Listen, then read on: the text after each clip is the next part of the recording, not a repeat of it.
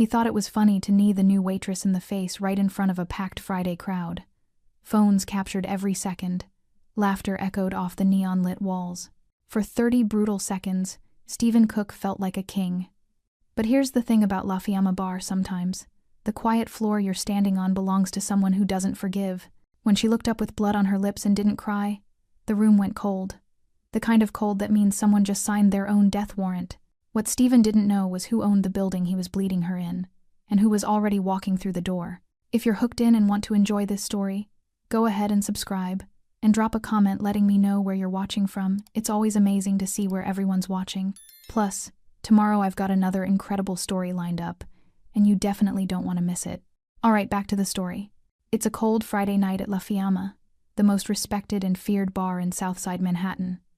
Neon lights hum above polished counters, laughter and jazz blending with the clinking of whiskey glasses. Linda Mays, 24, nervous but determined, begins her first shift. She's quiet, observant, Latina, her apron perfectly tied, her eyes scanning the chaos with quiet professionalism. A rude customer snaps his fingers. She rushes over, accidentally spilling whiskey on his sleeve. Stephen Cook, the bar's manager, muscular, cocky, and dressed in a black vest, smirks from behind the counter. "You trying to drown my customers, sweetheart?" The crowd laughs. Linda apologizes, but Stephen doesn't let her go. He grabs her wrist, hard. Phones come out. This is what happens when we hire from the streets.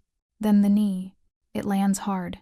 She crumples, holding her face as laughter turns into uneasy silence. A drop of blood hits the floor. The bar door creaks. Heavy footsteps echo. Walter Lopez, the owner, tall, tattooed, wearing a long black coat, walks in, eyes locked on the scene. What happened here? No one answers, but he already knows. Stephen's mouth opens, but nothing comes out. His confidence evaporates. Walter moves forward, his coat sweeping past frozen patrons. He doesn't look at Stephen yet. His attention is fixed on Linda, still on her knees, blood dripping onto the polished hardwood. He crouches beside her, surprisingly gentle. "Can you stand?" Linda nods, trembling. Walter extends his hand-tattooed knuckles, calloused palm, and waits. She takes it. As Linda rises, the room sees the damage. Blood streaks from her nose to her chin. Her left eye swells.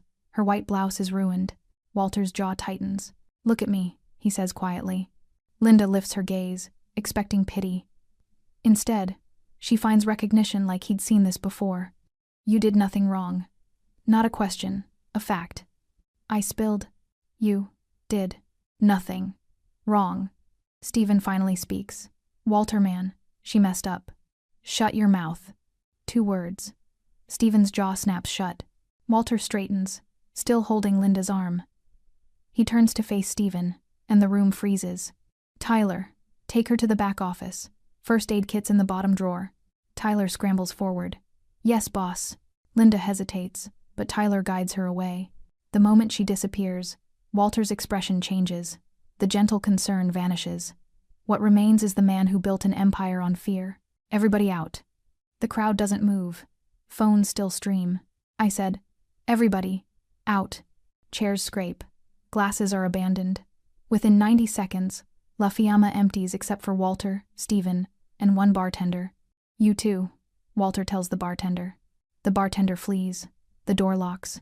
Stephen stands alone, surrounded by broken glass and Linda's blood. "Walter, listen. So you need her in the face. I was making an example. In my bar. Your bar needs discipline. My bar has one rule. Respect is earned and enforced, but you don't enforce it on the defenseless. You don't put your knee through a woman's face while people film it." Walter steps closer. "You just made La Fiamma look like we tolerate that." "I'll apologize." "You'll do more than that." Stephen backs up. "Walter, we've known each other 3 years, and you learned nothing." Walter shrugs off his coat, rolling up his sleeves, exposing saints and sinners inked in black and gray. "You got 3 seconds to pray, Stephen." "Wait. 3. Please. 2. Stephen runs for the back door. He makes it 5 steps before Walter's fist catches his spine. Stephen hit the floor hard, gasping. The impact knocked the air from his lungs, leaving him wheezing on the same hardwood where Linda had bled minutes earlier. Walter stood over him, breathing controlled, fists clenched at his sides. His shadow fell across Stephen's body like a burial shroud. "Get up." Stephen coughed, scrambling backward on his elbows. Walter, please, I didn't know you'd. Get up. This time Stephen obeyed, pulling himself upright against the bar. His legs shook. Sweat beaded on his forehead despite the cold air conditioning. Walter didn't advance. He just watched, studying Stephen the way a surgeon studies a tumor before cutting it out. 3 years you've worked for me, Walter said quietly. 3 years. And you never understood what this place is. I run this bar every night. You manage inventory and pour drinks. But you never understood what La Fiamma means. Stephen's eyes darted toward the exits, calculating distances, weighing chances. Don't, Walter warned. You run, and this gets worse. Stephen froze. Walter moved to the bar, pouring 2 glasses of whiskey with steady hands. He slid one across the counter toward Stephen. Drink. Stephen stared at the glass like it might be poisoned. I said drink. Stephen grabbed the glass with trembling fingers and downed it in one burning gulp. Walter sipped his slowly, never breaking eye contact. My father opened this bar in 1987, Walter began, his voice eerily calm. Back then, this neighborhood was a war zone. Drugs on every corner, bodies in every alley. The cops didn't come here unless they were dirty or desperate. Stephen listened, too terrified to interrupt. My father built La Fiamma on one principle: respect. Not fear, respect. You could be a criminal, a cop, a saint, or a sinner. Didn't matter. But you respected people under this roof, or you didn't come back. Walter set his glass down with a soft click. When I was 8 years old, I watched a man slap my mother across this very bar because she served him the wrong beer. Stephen's face went pale. My father didn't yell, didn't argue. He walked that man into the back room just like we're standing here now, and when he came out 20 minutes later, he was alone. The man was never seen again. The silence between them was deafening. My father told me something that night, Walter continued. He said, Mijo, you can rule by fear, but that makes you a tyrant. You can rule by money, but that makes you a slave. You rule by respect, and you build something that lasts. Walter stepped closer, and Stephen pressed harder against the bar. So, when I saw you knee that girl in the face, when I saw you humiliate someone defenseless in front of a crowd for your own ego, I didn't just see a manager overstepping. I saw everything my father taught me being pissed on. I'm sorry, Stephen whispered. I swear, I'll never. You're right, you never will. In one fluid motion, Walter grabbed a bottle from behind the bar, expensive scotch, aged 20 years, and smashed it against the counter. Glass exploded. Amber liquid pooled across the wood. Stephen flinched, raising his arms defensively. But Walter didn't swing at him. He just stood there, holding the broken bottleneck, letting Stephen imagine what could happen. You know what the worst part is? Walter asked softly. It's not even the violence. I've done worse to people who deserved it. The worst part is you did it for entertainment. You humiliated that girl to make people laugh, to feel big. He dropped the broken bottle. It shattered further against the floor. That makes you weak. Walter turned away, walking toward the hallway where Linda had disappeared. Stephen exhaled in relief too soon. Walter stopped at the doorway, his back still turned. Pack your things. You've got 1 hour to clear out your locker and leave Manhattan. If I see you in this borough again, if I even hear your name in this city, I'll finish what I started tonight. Walter, this is my job. My life. Walter glanced back over his shoulder, and Stephen saw something in those dark eyes that made his blood freeze. You should have thought about that before you made her bleed on my floor. Walter disappeared down the hallway, leaving Stephen alone with the broken glass, the spilled whiskey, and the ghost of every bad decision he'd ever made. In the back office, Linda sat on a desk, holding ice wrapped in a bar towel against her face. Tyler stood awkwardly nearby, having cleaned most of the blood away. The door opened. Walter entered, and Tyler immediately excused himself. Walter and Linda were alone. How's the pain? He asked. Manageable. Your nose isn't broken. Eye's gonna swell, but you'll be fine. Linda lowered the ice, studying him with her one good eye. What did you do to him? What he deserved? That's not an answer. Walter almost smiled. Almost. He's leaving. Tonight. You won't see him again. Linda processed this, then asked the question that had been burning since he walked in. Why? Why what? Why defend me? You don't know me. Walter was quiet for a long moment. Because someone should have defended my mother. The words hung in the air between them, raw, unplanned, more honest than Walter had intended. Linda studied his face, seeing past the tattoos and the hardened exterior to something wounded underneath. Your mother, she said softly. Not a question. An acknowledgement. Walter's jaw tightened. He wasn't used to being seen this clearly, especially not by someone he'd just met. It was a long time ago, he said, his voice flat, trying to close the door he'd accidentally opened. But you still remember. Every day. The silence that followed wasn't uncomfortable, it was understanding. Two people who'd learned the same lesson from different teachers. The world doesn't protect you. Sometimes you have to protect yourself. Walter cleared his throat, stepping back into the role of boss. You should go home. Get some rest. Take the weekend off. Are you firing me? The question caught him off guard. What? No. Then I'll finish my shift. Linda, you just got… I know what happened to me, she interrupted, lowering the ice pack. Her left eye was swollen nearly shut, bruises already blooming purple across her cheekbone. And I know what happens if I leave now. Walter frowned. What do you mean? I mean everyone out there with their phones saw me get knocked down. If I run home crying, that's the story. Girl gets humiliated and quits. That's what goes viral. That's what people remember. She stood up, wincing slightly but steady. But if I walk back out there and finish my shift, then the story changes. Then I'm the one who didn't break. Walter stared at her, genuinely impressed. Most people would have taken the exit he offered, the easy out, the victim card. But Linda Mays wasn't most people. You're tougher than I thought, he admitted. I've had practice. Something in the way she said it told Walter there were stories there. Stories that probably looked a lot like his own. All right, he said finally. But you're not serving tables tonight. Work the bar with Tyler. Let people see your face, but keep your distance. Linda nodded. And Stephen? Gone. He won't bother you again. You sure about that? Walter's expression darkened. I'm very sure. 20 minutes later, Linda emerged from the back hallway into a bar that had slowly refilled.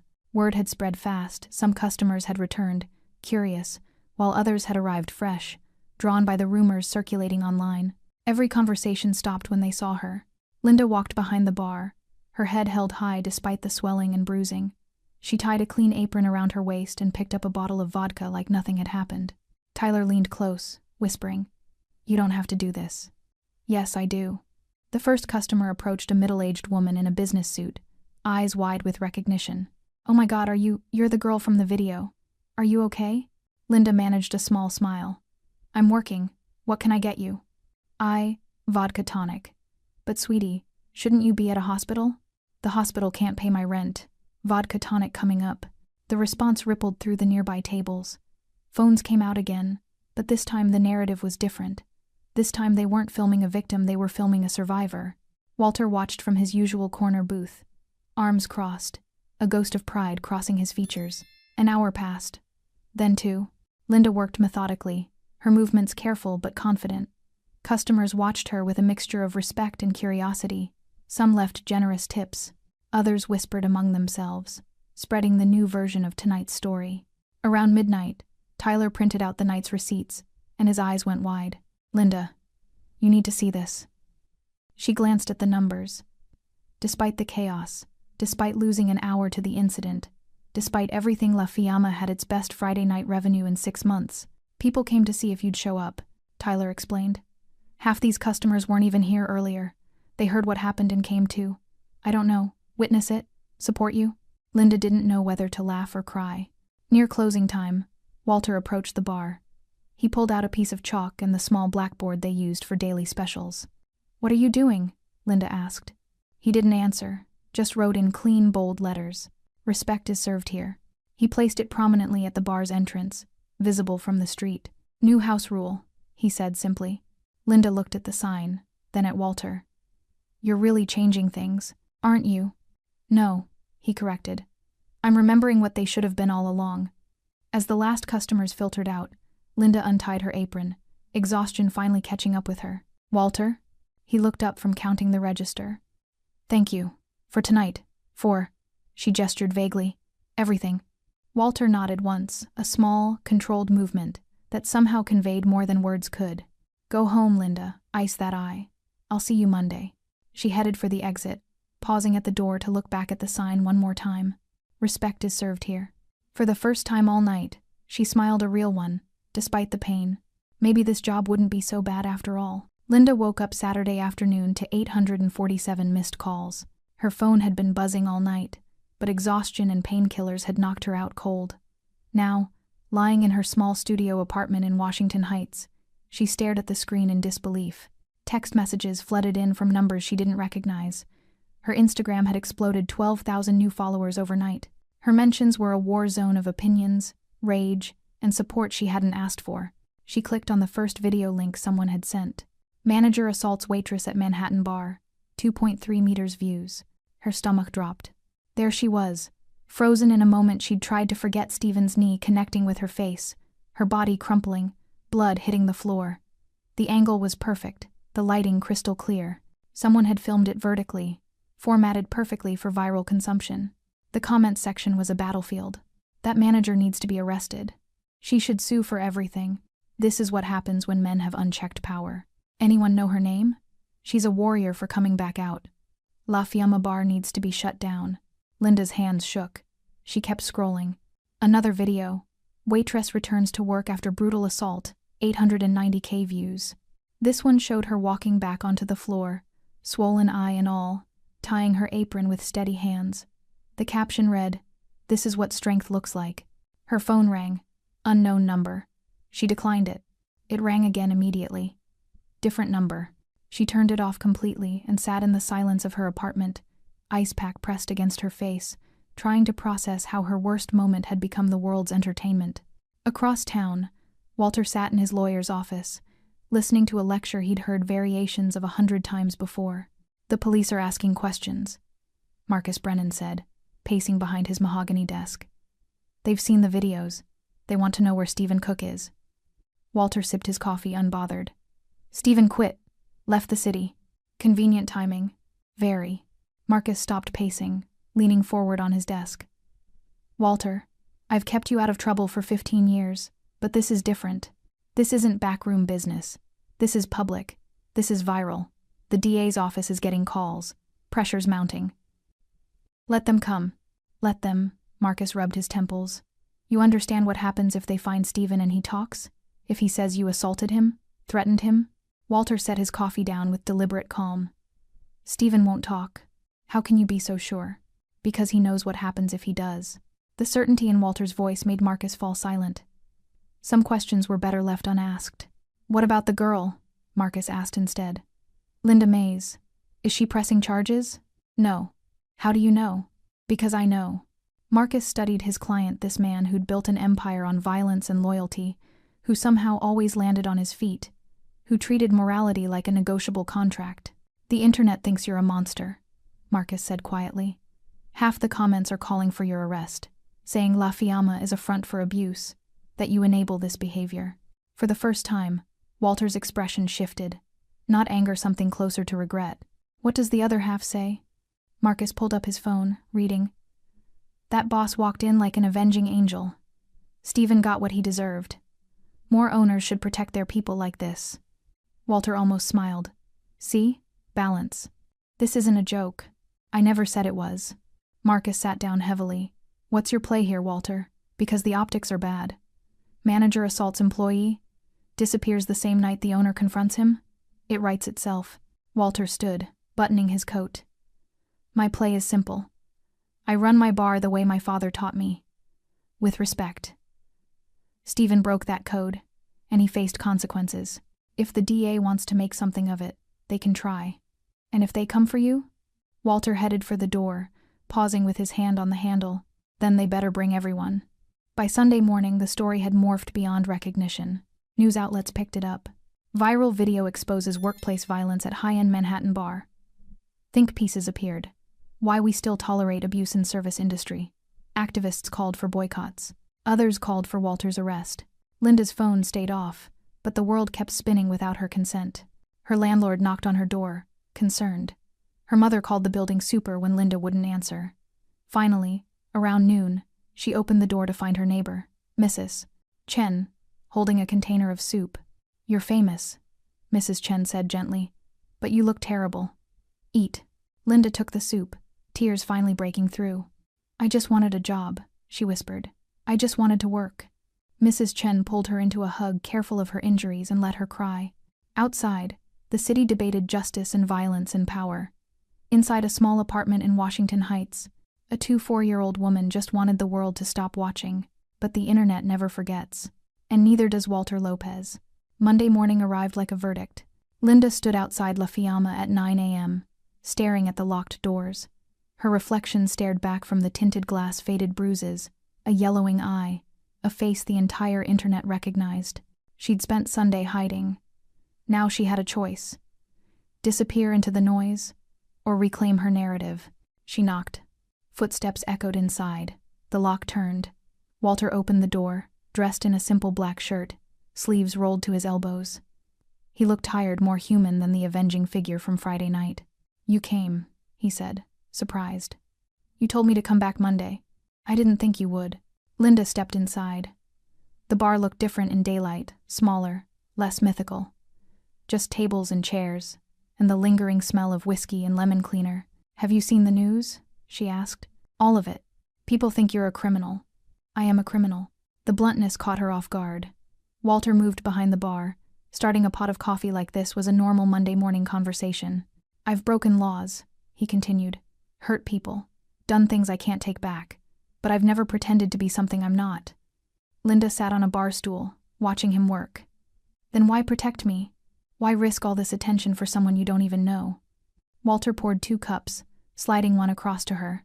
"You want the truth or the version that makes me look better?" "The truth."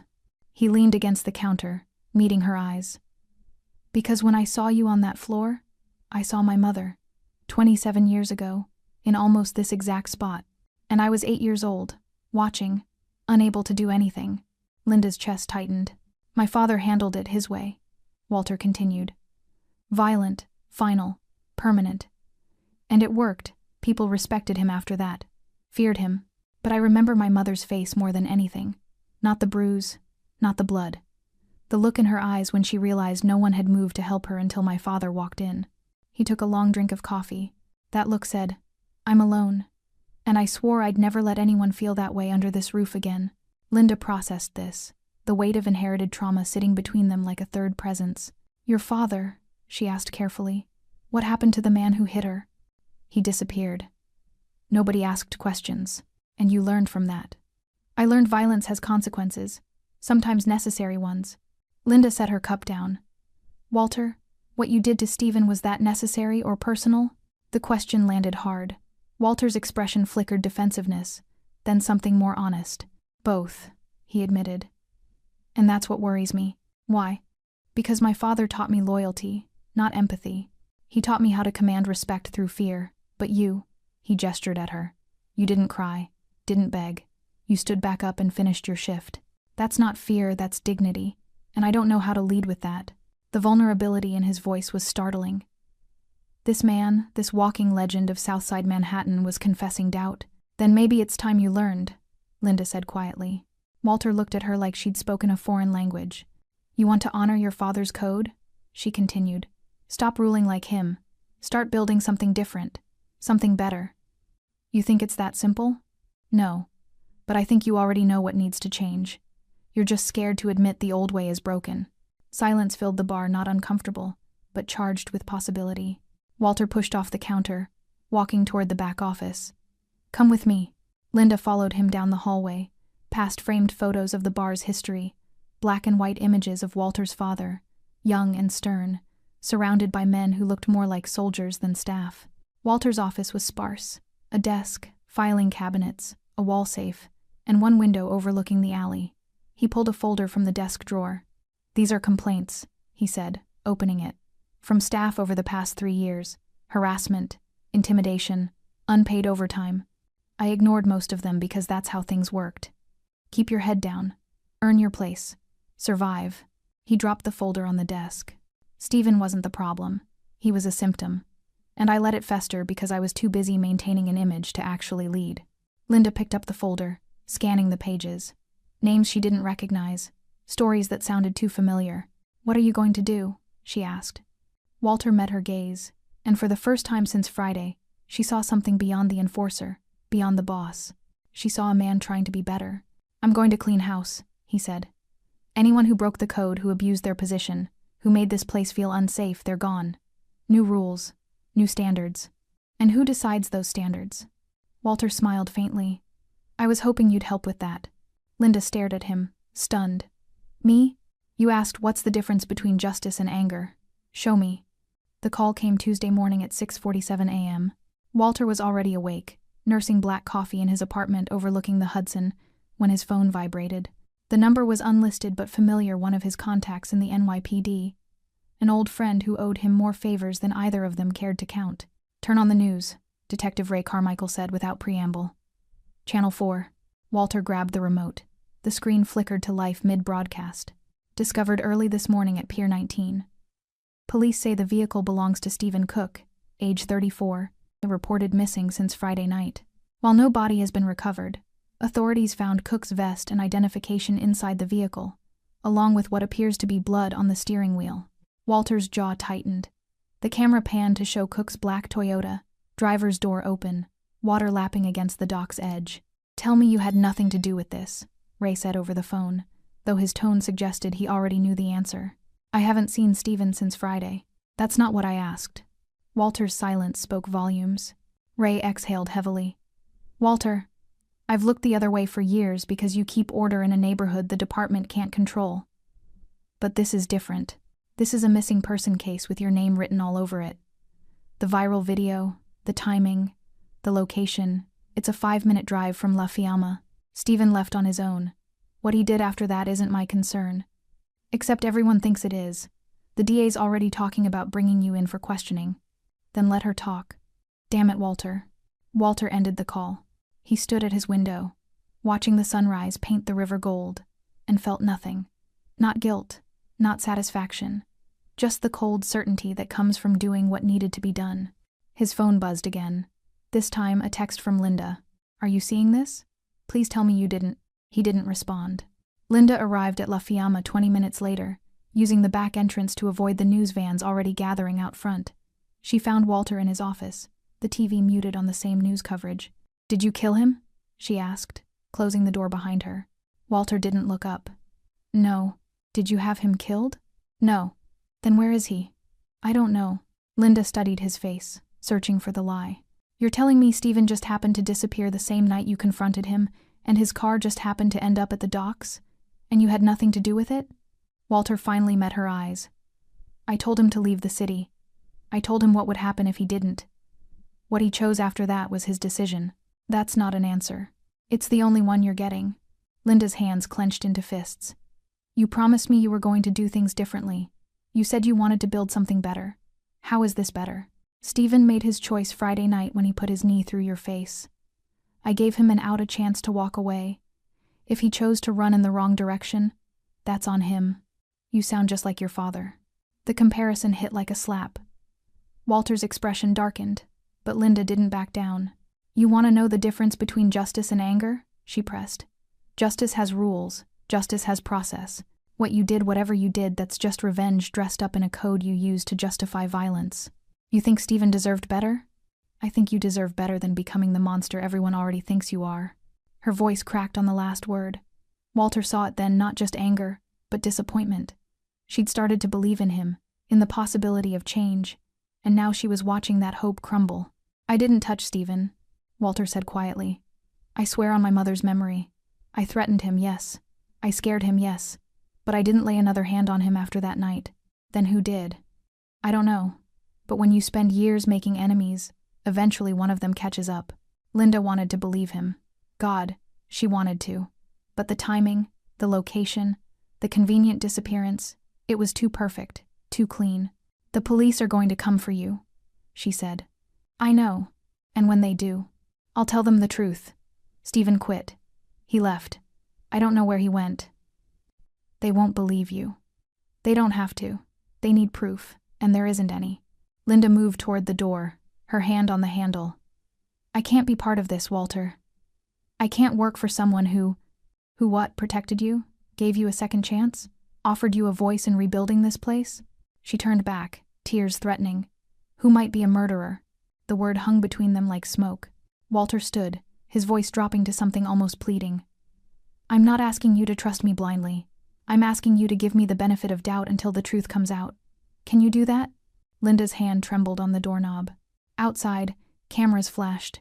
Reporters shouted questions at empty air. Inside, 2 people stood at a crossroads neither had expected.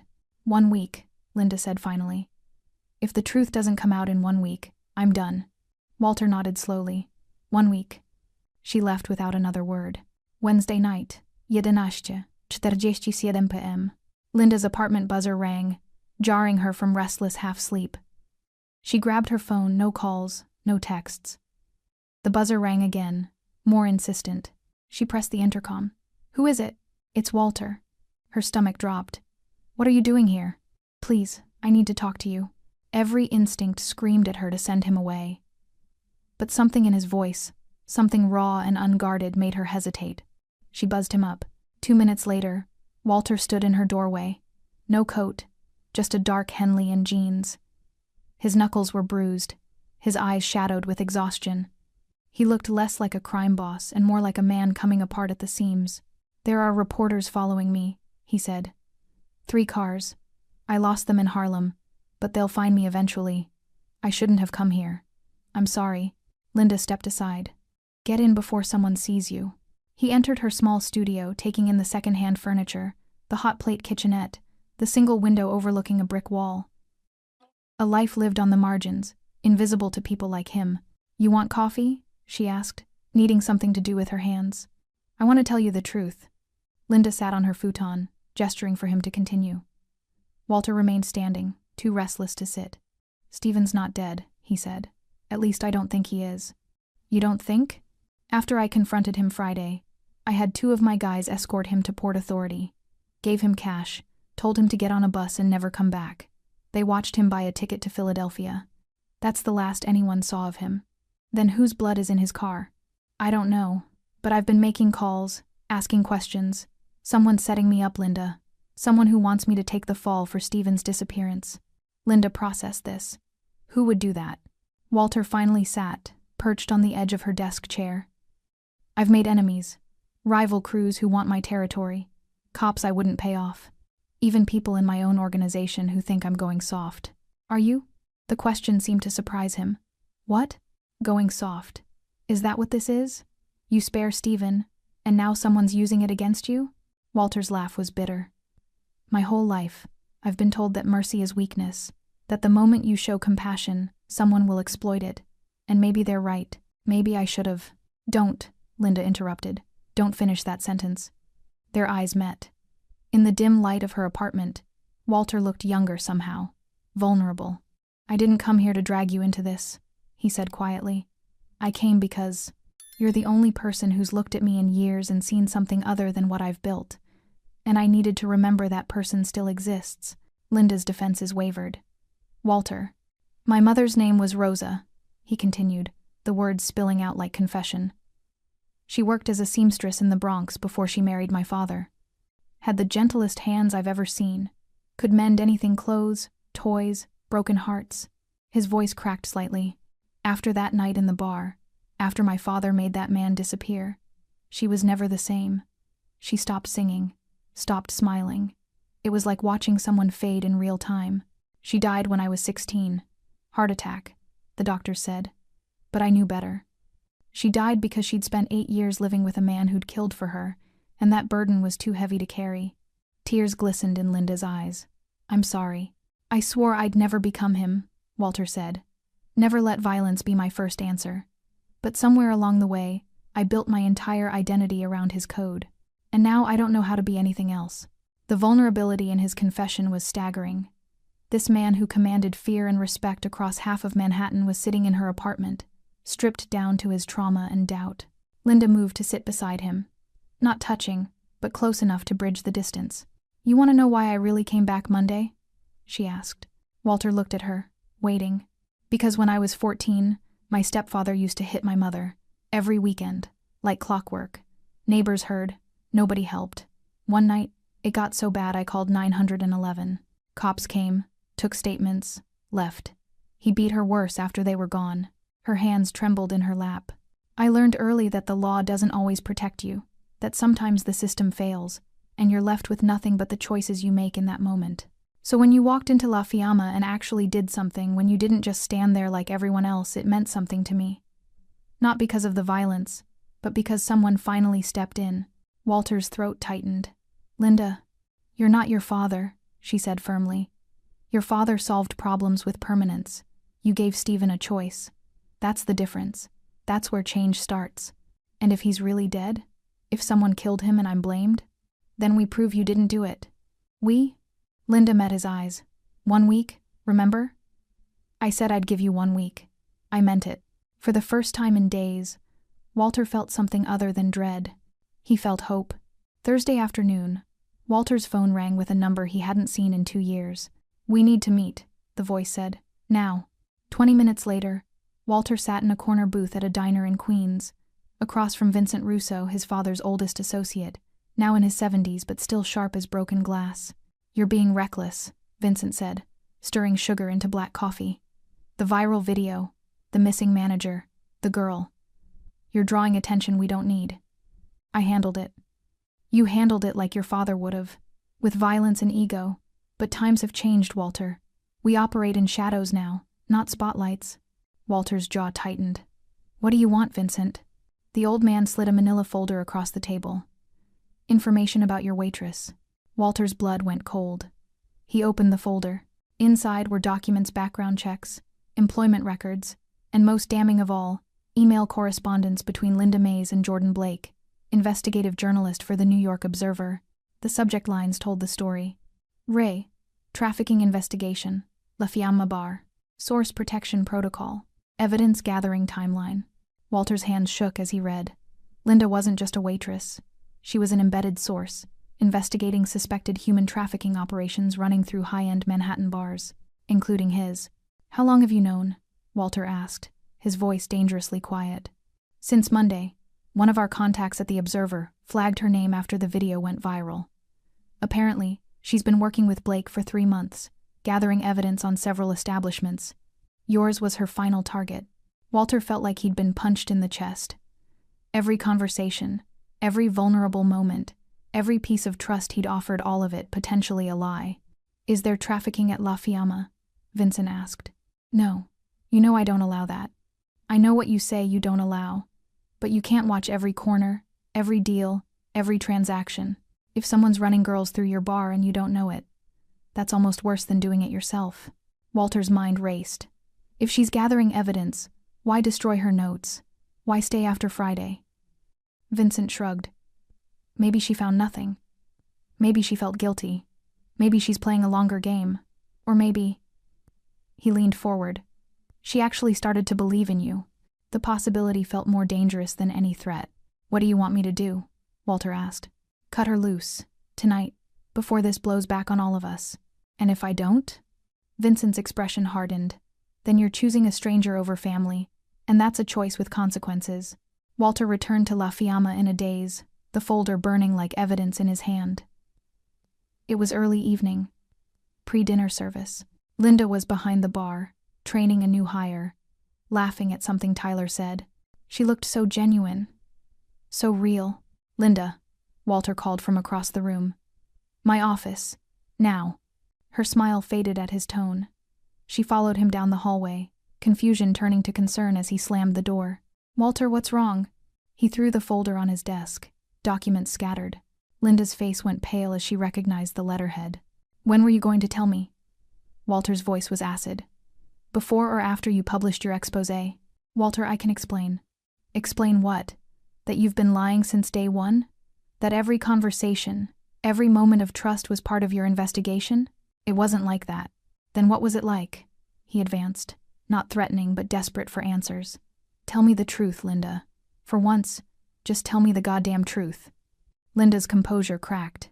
Tears spilled down her cheeks. Yes, I was working with Jordan Blake. Yes, I came to La Fiamma looking for evidence of trafficking. But I found nothing, Walter. Nothing. Because you're not running that kind of operation. And that's supposed to make this better? I destroyed my notes, she shouted back. After Friday, after seeing who you really were, I told Jordan I was done. I walked away from the story. Why should I believe you? Because I'm still here, her voice broke. I could have sold that video to every news outlet in the country. I could have spun this whole thing against you. But I didn't. Because somewhere between getting hired and getting hurt, I stopped seeing a story and started seeing a person. Walter wanted to believe her. God, he wanted to. But trust, once broken, doesn't mend easily. How do I know you're not still feeding information to Blake? Linda pulled out her phone, pulled up her messages, and thrust it at him. Read them. Every text since Friday. I told him I quit. He's been trying to convince me to reconsider, but I refused. Check the timestamps, Walter. Check everything. Kai. Walter took the phone, scrolling through messages. Jordan Blake. Linda, you can't just walk away. We're so close. Linda, I'm done. Delete my notes. Jordan, think about all the women we could help. Linda, I thought about one woman who needed help and no one moved. Then one man did. That's my answer. The final message was from yesterday. Jordan, you're making a mistake. Linda, maybe, but it's mine to make. Walter's anger deflated into exhaustion. He handed back her phone and sat heavily in his chair. You should have told me, he said quietly. I know. I opened up to you, told you things I've never told anyone. I know, she whispered. And I'm sorry. I'm so sorry. Silence filled the office, not hostile, but heavy with broken trust and uncertain futures. Vincent wants me to fire you, Walter finally said. Says you're a liability. Linda straightened. Then fire me. I don't want to. Then don't. Walter looked up, meeting her red-rimmed eyes. Why did you really stay, Linda? And don't give me some noble answer about justice. I want the real reason. Linda took a shaky breath. Because I spent 3 months investigating monsters, and when I finally met you, I realized you were just a man trying to honor a broken code. And I thought, maybe if I stayed, I could help you build a better one. You still think that's possible? After everything? Do you? The question hung between them, a challenge, an invitation, a last chance. Walter stood, moving to the window overlooking the bar floor. He watched his staff prepare for the evening rush, good people, trying to make a living in a world that made that harder than it should be. My father would have had you disappeared, he said. No questions, no second chances. Just gone. But you're not your father. No, Walter agreed. I'm not. He turned to face her. You stay, but no more secrets, no more investigations. You work for me, not a newspaper. And if Blake comes around again, you tell me immediately. Linda nodded, relief flooding her features. Deal. And Linda? Yeah. If you ever lie to me again, Vincent won't have to convince me to let you go. The weight of the threat was clear, but so was the underlying message. I'm giving you another chance. Don't waste it. Linda extended her hand. No more lies. Walter shook it. No more lies. As she left his office, Walter sat back down, exhausted but oddly hopeful. They'd crossed a chasm together, damaged, uncertain, but still standing. Outside his window, the neon sign flickered to life. La Fiamma. Still burning, still fighting, still trying to be better than yesterday. Friday morning brought unexpected news. Stephen Cook was alive. The call came from Detective Carmichael at 7 a.m. Walter was already at La Fiamma, doing inventory, when his phone buzzed. We found him, Ray said. Philadelphia PD picked him up last night. He's alive, banged up, but talking. Walter's grip tightened on a bottle of vodka he'd been counting. What's he saying? That's the interesting part. He's not pressing charges against you. Says he left voluntarily. Got jumped by some guys at the Philly bus station who stole his car keys. Claims he's been hiding out. Scared. Didn't know his car was found until we contacted him. You believe him? Ray paused. His story checks out. Security footage shows him at Port Authority Friday night, then at the Philly station Saturday morning. ER records show he was treated for a broken rib and facial contusions Saturday afternoon. Either he's telling the truth, or someone coached him very well. What about the blood in his car? Preliminary tests show it matches Stephen's DNA. The working theory is whoever jumped him took his keys, drove the car back to Manhattan, staged it at the docks. Why? We don't know yet. But Walter, you're off the hook, for now. Walter exhaled slowly. Thank you, Ray. Don't thank me. Thank whatever luck you've got left. And Walter, stop making my job harder. The line went dead. Walter stood in his empty bar, surrounded by bottles and memories, and felt something he hadn't felt in days. Relief. Not just because the investigation was over, but because his instinct had been right. He hadn't killed Stephen.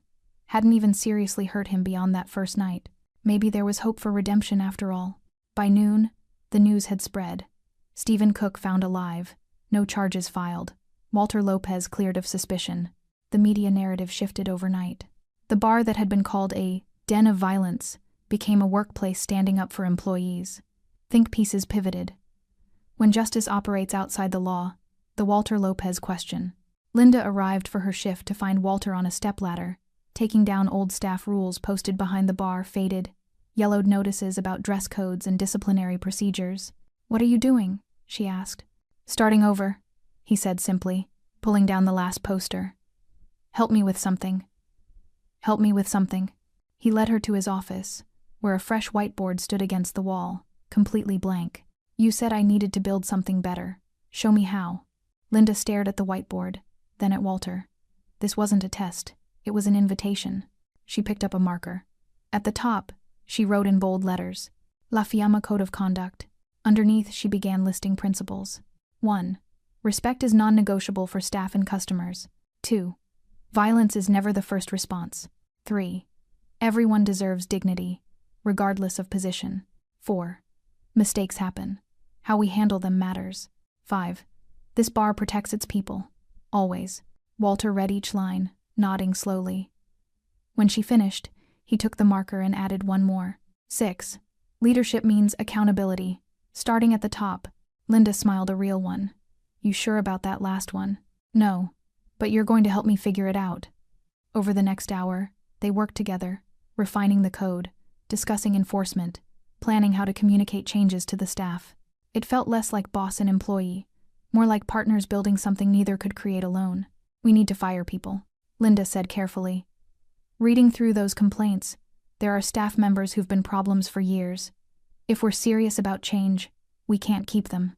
Walter nodded. "Make a list. I'll handle it personally. And hiring? We need to rebuild trust. Bring in people who believe in what we're trying to do. You have hiring authority. Anyone you bring in, I'll approve." Linda set down the marker, studying him.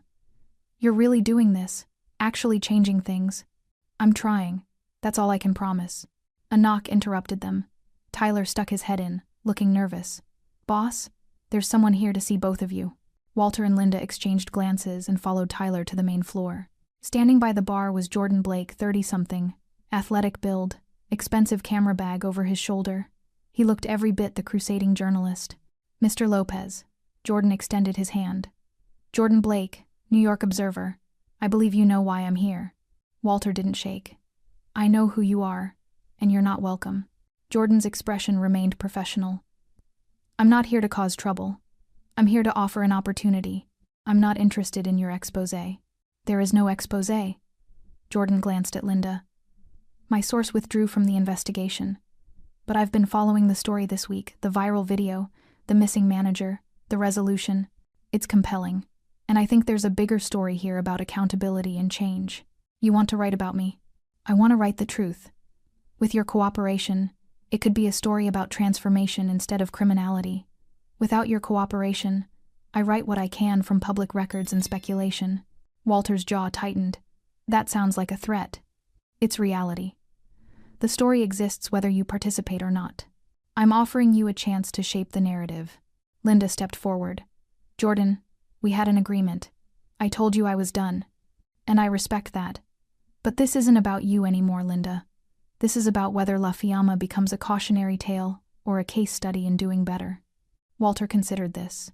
His entire life, he'd operated in shadows, avoided scrutiny, controlled his image through fear and reputation. Now a journalist was offering him transparency, the most dangerous thing he could accept. "What would this story look like?" Walter asked carefully.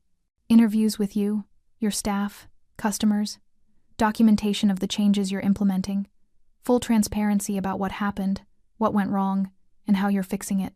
No puff piece, but fair coverage.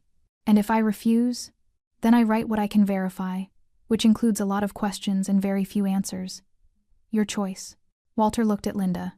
She gave the smallest nod, not permission, but encouragement. "One condition," Walter said. "You don't publish anything without running it by me first.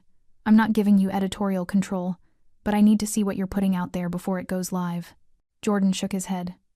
"I can't agree to that. Journalistic integrity. then we're done here. But, Jordan continued, I can agree to fact-checking sessions where you can correct any inaccuracies before publication, and I'll give you 48 hours notice before the story runs. Walter studied the journalist, searching for the angle, the trap. But Jordan's expression was earnest, a man who actually believed in the power of truth. All right, Walter said finally, but this doesn't make us friends. I'm not here to be your friend, Mr. Lopez. I'm here to tell your story. They shook hands, an uneasy alliance between two men from different worlds, united by the uncomfortable belief that truth might actually matter. As Jordan left, Linda moved beside Walter. You sure about this? No, but hiding hasn't worked. Maybe it's time to try something different. Outside, the city hummed with its usual chaos. Inside La Fiamma, something new was being built, fragile, uncertain, but undeniably real. The old order was dying. The new one was just beginning. 3 months later, La Fiamma looked the same from the outside, same neon sign, same weathered brick, same corner location in Southside Manhattan. But inside, everything had changed. Linda moved through the Friday night crowd with quiet confidence. No longer the nervous new hire, but the bar's operations manager. Her bruises had long since faded, replaced by the kind of presence that comes from surviving something and choosing to stay anyway. She checked on tables, resolved a billing dispute, welcomed regulars by name. The staff, half of them new hires she'd personally recruited, worked with a synchronization that spoke to actual training and respect rather than fear-based compliance. At table 12, a young waitress accidentally dropped a tray. Glasses shattered. The room went quiet, not with anticipation of violence, but with genuine concern. Linda was there in seconds. You okay? The waitress, Emma, 19, first job, nodded, mortified. I'm so sorry. I'll pay for. You'll clean it up, and we'll move on, Linda said gently. Accidents happen. That's why we have insurance. The relief on Emma's face was palpable. Around them, customers resumed conversation. Crisis averted without humiliation or punishment. Tyler brought a broom and dustpan, helping Emma clean up. Remember your first week? He asked Linda quietly. Every day, she replied. From his usual corner booth, Walter watched the interaction with something approaching pride. He'd aged in 3 months, not physically, but in the way men age when they stop running from themselves. More gray in his beard, fewer walls in his expression. Jordan Blake sat across from him, digital recorder between them, conducting their final interview for the article. So when you saw Linda on that floor, Jordan asked, what was your first thought? Walter considered the question carefully. He'd learned to think before speaking, to weigh his words against their impact. My first thought was rage. Pure, unfiltered anger. But underneath that was recognition, seeing my mother's face, feeling that same helplessness I felt as a child. The difference was, this time I had the power to do something. And you did. Violently. Yes. Do you regret it? Walter's eyes drifted to Linda, now laughing with the kitchen staff. I regret that it was necessary. I regret that I'd built a culture where someone like Stephen felt entitled to that behavior. But do I regret protecting her? No. Jordan made notes. You've made significant changes since then. New staff, new policies, even a partnership with a workplace safety nonprofit. Why? Because I realized violence isn't strength, it's the absence of better options. My father ruled through fear because that's all he knew. But fear doesn't build loyalty, it builds compliance. And compliance crumbles the moment you're not watching. So what does build loyalty? Walter gestured around the bar. This. Treating people with dignity, paying fair wages, creating an environment where someone can drop a tray without fearing for their job. It's not complicated, but it requires giving up control. That's the hard part. Jordan leaned forward. Some people say you're just rebranding, that underneath the new policies, you're still the same man who made Stephen Cook disappear.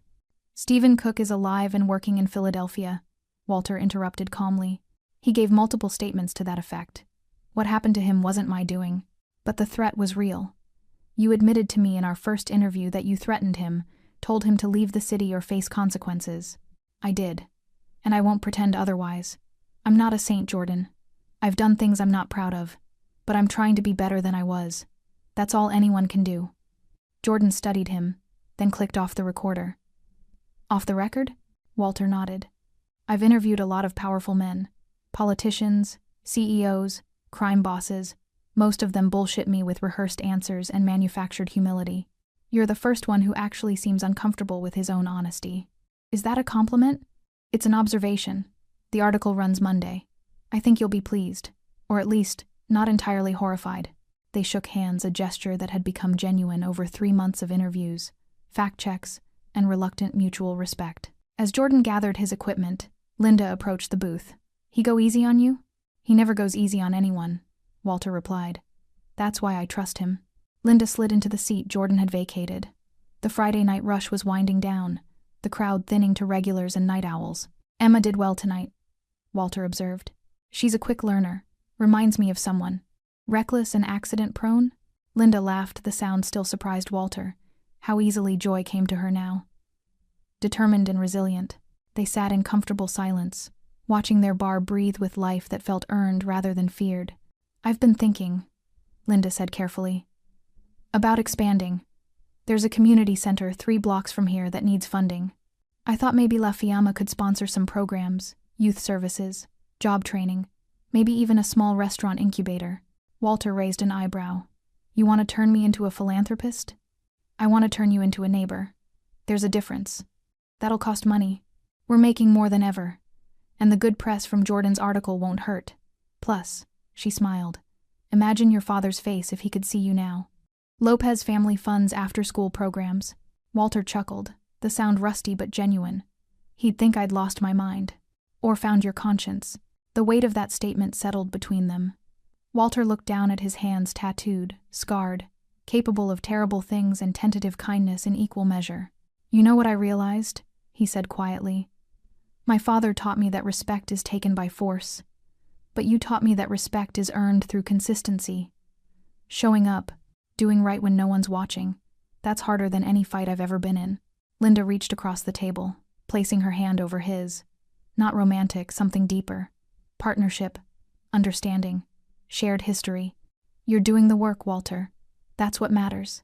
The front door opened, admitting a blast of November air, and a young couple looking for somewhere warm to grab a drink. Emma greeted them with a smile, leading them to a table by the window. Walter watched the simple interaction, no intimidation, no power play, just basic human hospitality, and felt something he hadn't felt in years. Peace. Not the absence of conflict, but the presence of purpose. He stood, helping Linda to her feet. Together, they walked the floor one last time before closing, checking on staff, ensuring everyone got home safe, being present in the way leaders should be but often aren't. As the last customer left and Tyler locked the door, Linda returned to the chalkboard by the entrance, the one Walter had written on months ago. Respect is served here. She picked up the chalk and underneath added, and earned every day. Walter read it, nodded once, and turned off the main lights. The bar fell into gentle darkness, illuminated only by the blue underlighting and the amber glow of street lamps through the windows. Same time tomorrow? Linda asked, grabbing her coat. Same time tomorrow, Walter confirmed. She headed for the exit, pausing at the door. Walter? Yeah? Thank you. For that night. For all the nights since. Thank you for staying. She smiled and disappeared into the November night. Walter stood alone in his bar, his father's legacy and his own future, built on foundations of violence but reaching toward something better. The tattoos on his arms caught the light, saints and sinners, forever inked, unchangeable. But the man wearing them? He could still evolve. He locked up, stepped into the cold Manhattan air, and walked past the glowing neon sign. Behind him, La Fiamma hummed with the heat of honest work and hard-won change. Justice doesn't always wear a badge. Sometimes, it wears ink, and sometimes, it looks like a scarred man learning to be gentle in a world that never taught him how. Thanks for sticking with this story till the end. If you enjoyed it, you're going to love the next one. It's packed with unexpected turns and heartfelt moments.